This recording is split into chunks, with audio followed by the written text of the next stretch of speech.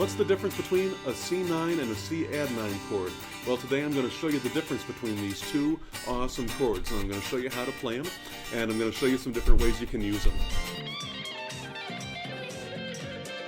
Hey everybody, Johnny Stewart here from Johnny Stewart's Guitar Lounge, and it's another gorgeous day out here in Tucson, Arizona, so I'm going to show you how to do all this on my beautiful new Vola guitar that I got at the NAMM show last month while I'm sitting outside on my patio. And for the first time ever, this is something new. Stay tuned at the end of this video for some bloopers, and I think you're going to love it. Fundamental difference between a C9 chord and a Cadd9 chord.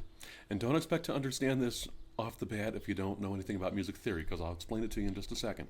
But the basic difference is that the C9 chord includes a flat 7, or what's called a dominant 7. The Cadd9 does not include that 7. It's just the root, the third, the fifth, and you add the 9. So I'm going to tell you exactly what that means, and I'll show you on the guitar exactly what that means right now. So let's start with the basic C chord. And so for a basic C chord, we take our ring finger and we put that on our A string on the 3rd fret. We take our middle finger and put that on the D string on the 2nd fret. And we take our index finger and we put that on the B string on the 1st fret. So just to go over the notes that we're playing for a basic C chord, so you know what I mean by a 7 and a flat 7 and a 9. With this ring finger, we're playing the C. The root of the C chord is 1. Then next, with our middle finger, on our D string on the 2nd fret, we're playing the 3rd, and that's an E. Then we're playing the G string, our next string, open, and that's the 5th. And then with our index finger, we're playing the root again. Now technically that's an 8, and the 1 and the 8 are the same note. And that's going to mean something in just a minute. And then we're playing our high E string open, and that's a 3 or a 10 because it's the 3rd 1 octave higher than where we're playing it down here with this finger.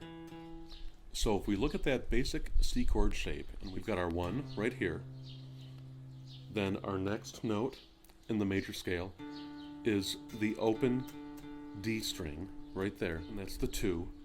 And then with our middle finger we're playing the 2nd fret of the D string, and that's the 3rd, so the 3. And then the 4 is right here. So hear how that sounds so far? So then the 5th is going to be the open G, which we're playing in the chord. So just so you understand, we're not playing the 2nd or the 4th, but we are playing the 1, the 3, and the 5. So then what's after the 5? That's the 6, and that's a whole step up from the 5. Then the 7.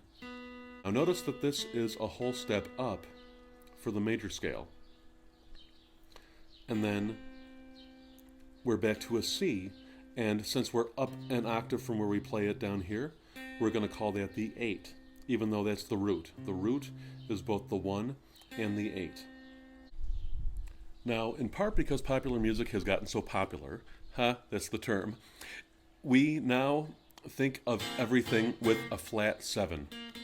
So, you know how I just played that major 7? That's the major 7 right there that I'm playing right now. Instead of that, in popular music, we like to have, and that's pretty common for just about any type of music. So what do we mean when we say we're going to play a C9 chord? Are we just adding the 9th in? No, we're not. That's actually a Cadd9. So why is that not a C9? Because of popular music, we imply a flat 7. And I'm going to tell you what that means, so hang on. So a flat 7 means right there. And what that means even further is, remember how I played the scale a second ago, just the major scale, with the 1, the 2, the 3, the 4, the 5, the 6, the 7, and that's a major 7, it's a regular 7, and then the 8, or the root.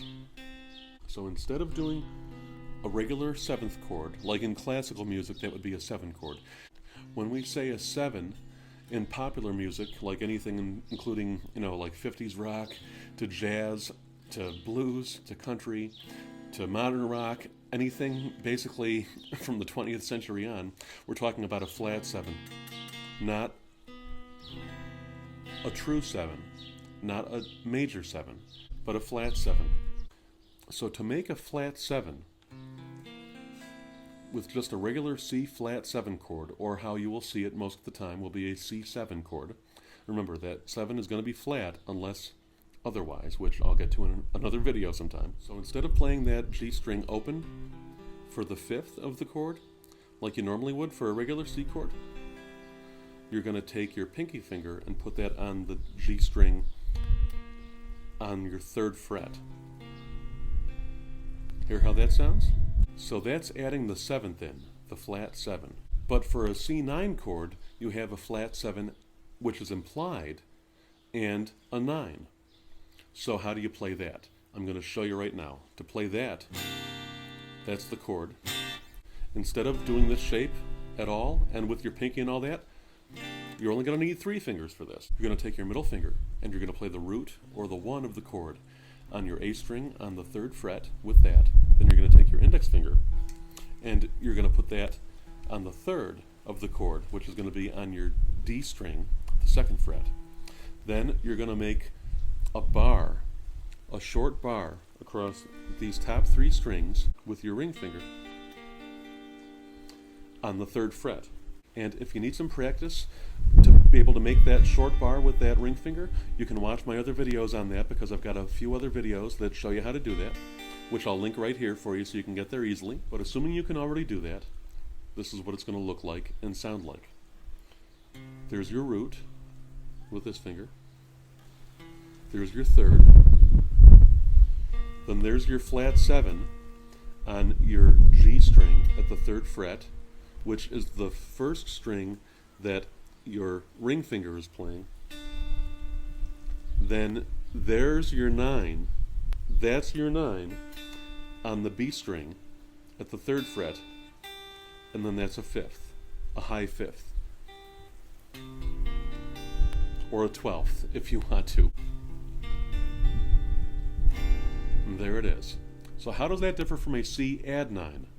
This is a C add 9, which is heard in a lot more, popular music, Matchbox 20 and things like that. So what's the difference?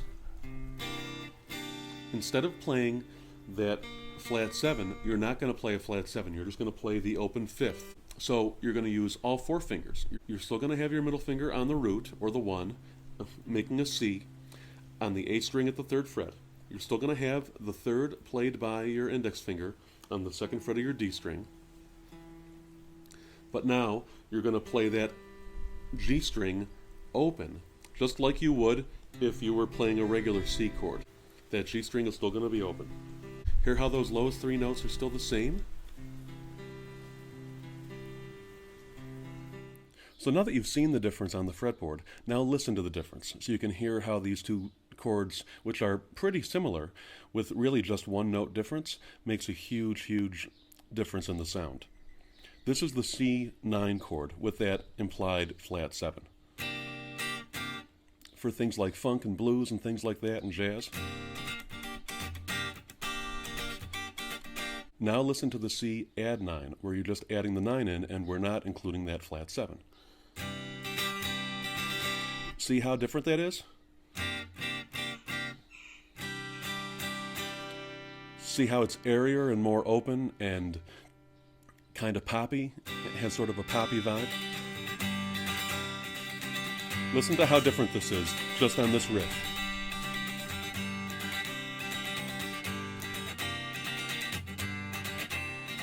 Isn't that a huge, huge difference?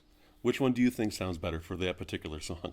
Alright, so now I hope you know the difference between the 9 chord and the add 9 chord, and how to use those at the right times in different songs for different applications. I've got a bunch more beginner lessons and intermediate lessons right now on my channel, Johnny Stewart's Guitar Lounge, and I'm going to be doing more beginner lessons and a bunch of intermediate lessons and advanced lessons for all different levels of players in the near future. So check those out, subscribe to my channel so you don't miss any of those. Please like this video if you enjoyed it and if it was helpful, because that really does help on YouTube. And let me know in the comments exactly what else you want to see, because I love making videos for people tailored to what they ask for. So I will see you next time in Johnny Stewart's Guitar Lounge. Take care. For some bloopers, and I think you're going to love them. The amp's not on.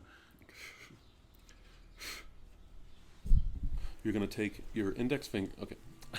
Instead of playing that D string open for the 5th, you're going to put